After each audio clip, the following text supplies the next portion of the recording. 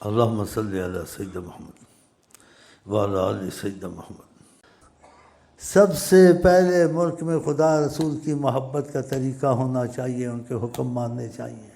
یہ مہنگائیاں ختم ہو جائیں گی، یہ آپس میں بے وفائیاں ختم ہو جائیں گی، یہ جو مصیبتیں سب ٹل جائیں گی رحمت للعالمین کے صدقے، اگر ان کی باتیں ماننے شروع کی، اور جو قرآن دستور عمل ہمارے لیے آیا ہے اس پر ہم چلے، یہ سب ختم ہو جائے گی۔ قرآن میں یہ باتیں ہیں۔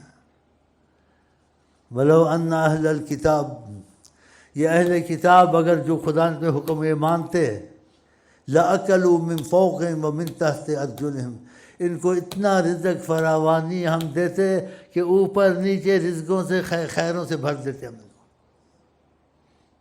اور قرآن تورات انجیل سے افضل ہے۔ اگر اس پہ یہ عمل کریں یہ ساری مہنگائیاں دور ہو جائیں۔ رزق سے جتنے لوگ تنگ ہیں اور اس کی وجہ سے جرم کرتے ہیں، ڈکیتیاں کرتے ہیں، یہ ہوتے ہیں، یہ سب ختم ہو جائے قرآن کی برکتوں سے۔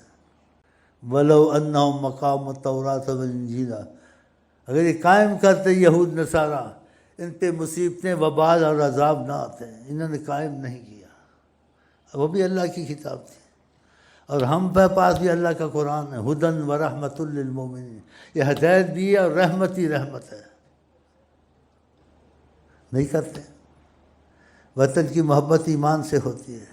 ہم چاہتے ہیں ہمارے وطن میں خدا کا حکم چلے، نبی کا حکم چلے، وہ برکتیں نازل ہوں، جو خدا نے کہا تورات انجیل وہ قائم کرتے، ان کے حکم قائم کرتے، ہم ان کو بے بہا رحمت کرتے، فراوانی رزق سب دے۔ تو قرآن سے نہیں ملے گا فراوان، زیادہ ملے گا، کہ قرآن ان کتابوں سے زیادہ درجہ ہے۔ ان کتابوں کے درس دینے والے موسیٰ اور عیسیٰ تھے، اور قرآن کے درس دینے والے حضرت محمد مصطفیٰ۔ کیا ہم کو چاہیے؟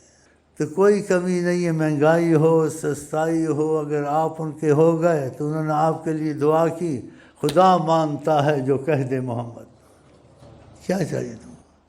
اگر ملک میں یہ چیزیں چل پڑے، تجارت کرو، سفارتکاروں کو بلاؤ، غیر ملکیوں بلاؤ، لیکن نبی کریم کی تابع داری سے منہ نہ پھیرو، ان سے رابطہ رکھو۔